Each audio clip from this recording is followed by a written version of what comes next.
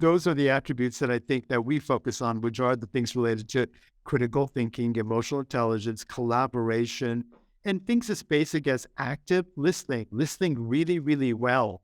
Um, one of the reasons that you sort of got a sense that I've been asked to join many boards, one of the main reasons is actually I tend to listen well. I'm able to identify what I think the key issues are, and then to try to coalesce people into doing something about those issues. So when I think about the personal characteristics, just for a moment, Nancy, I'd say those attributes of being an active listener, having genuine commitment to an organization, believing in what they do, or passion for their cause, their product, or their service, um, having an open mind, being curious about learning. So you have to have that openness, which really goes to having a growth mindset, and then having adaptability and agility to understand what you don't know and being open to developing the skills, the content, the subject matter expertise to really bring that to enhance your effectiveness. And I'll just add one more thing, which is humility. I mean, the challenge for board members now is knowing all things and to being able to discharge their responsibilities effectively.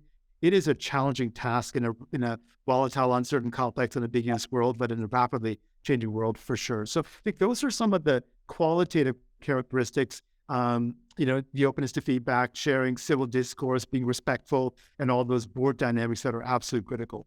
And then when we think about the more tangible, maybe the technical, I'll call them technical aspects, there are a number of ways. So PICD is one, but there is now, especially under a COVID world, there's a ton of educational opportunities in specific areas. And the areas that are really rising to the surface that are top of mind are things that, again, all the students on this call would be very, very knowledgeable about.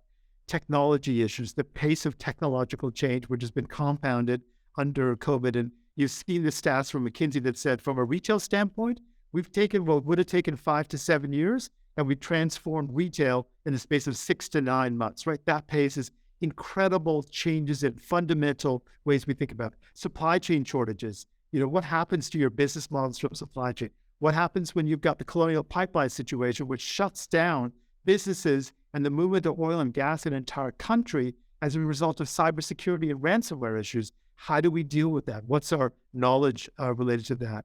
Obviously, there's issues that are rising to the surface now on ESG and climate. So there's a lot of regulations coming in through TCFD, the Task Force for Climate-Related Disclosures coming in. A lot of regulations in Europe coming in related to disclosure of climate risks, which we're seeing more and more. That's a rapidly changing field. How do you get knowledgeable with that? So there's a number of different, I'm going to say, service providers, education providers that can engage with the boards on that. We get training at the VCIB level on an ongoing basis. We have quarterly compliance requirements of getting training in the areas that are relevant to their business, which is anti-money laundering, cybersecurity, and so forth. So we get that training through third-party providers.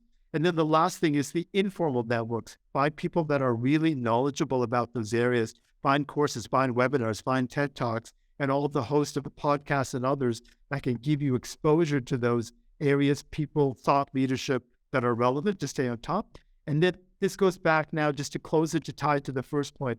If you've got curiosity, if you've got openness to learning, and if you've got humility, you as a director owe it to yourself to go back to the organization and say, I don't know anything about this. I need some training.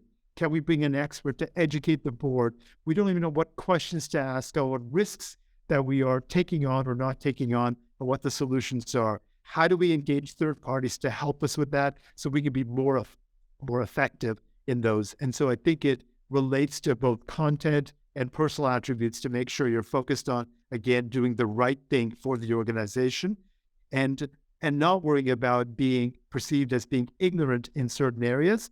And by being ignorant, we just compound the problem. And that's where you get the horrific stories about questions that Adam and others would tell us about. Where was the board when this happened? Where was the board when XYZ disaster or catastrophe or something happened? And that's when the board, hiding behind a veil of, I don't know, so I'm afraid to ask, is often guilty of not being open enough to acknowledge its weaknesses in some way.